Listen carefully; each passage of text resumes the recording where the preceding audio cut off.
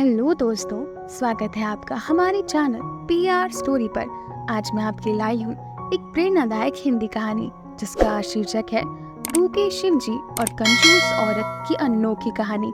बहुत समय पहले की बात है। एक गांव में लक्ष्मी नाम की एक महिला रहती थी। वह बहुत ही कंजूस थी और अपने धन को लेकर बहुत लालची थी। लक्ष्मी के पास काफी संपत्ति थी, लेकिन वह किसी जरूरतमंद की मदद नहीं करना चाहती थी।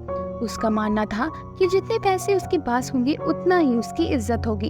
एक दिन भगवान शिव ने पार्वती से कहा, पार्वती, धरती पर कई ऐसे लोग हैं जो धनवान तो हैं, लेकिन उनमें दया और उदारता की भावना नहीं है। मैं उन्हें सच्चाई का महत्व सिखाना चाहता हूँ। पार्वती जी ने कहा, स्वामी, ऐसा करना उचित होगा, इसलिए लोगों को सच्चाई और दान का महत्व समझ आएगा। भगवान शिव ने इंसान का रूप धारण किया और भूखे भिखारी के रूप में लक्ष्मी के घर पहुंचे। उन्होंने दरवाजा पर दस्तक दी। लक्ष्मी बाहर आई और उसने देखकर पूछा, तुम कौन हो और यहाँ क्यों आए हो?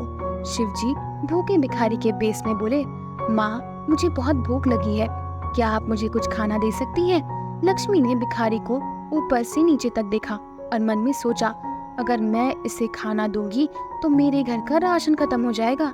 उसने झूठ बोलते हुए कहा, मेरे पास खुद के खाने के लिए कुछ नहीं है, तुम्हें कहीं और चले जाओ।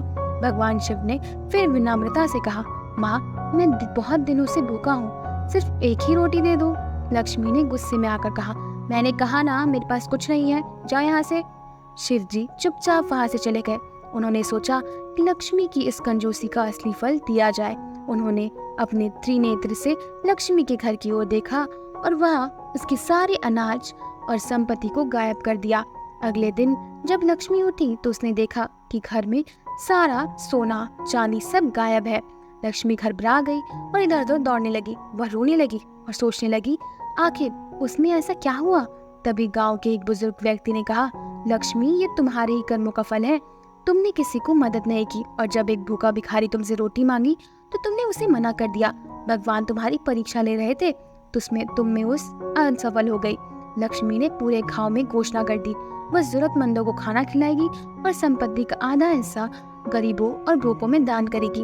उसने गांव के मंदिर में जाकर भगवान शिव से माफी मांगी और प्रार्थना की, हे भोलेनाथ, मैं अपने लालच में आकर बहुत बड़ी गलती कर दी, कृपया मुझे माफ कर दे और मेरी संपत्ति लौटा दे। मैं वादा करती हूँ कि मैं आपसे हमेशा जरूरतमंदों की मदद करूंगी। इस कहानी से हमें यह सीख मिलती है कि सच्चे मन से किया गया दान और उदारता का भाव ही सच्ची संपत्ति है। जब लोग अपने धन का सही उपयोग नहीं करते हैं और कंजूसी में जीवन बिताते हैं, वे कभी सच्चे सुख और संतोष का अनुभव नहीं कर पाते हैं। तो दोस्तों, यह थी आज की स्टोरी। मिलते हैं अगले वीडियो में। देखने के लिए धन्यवाद।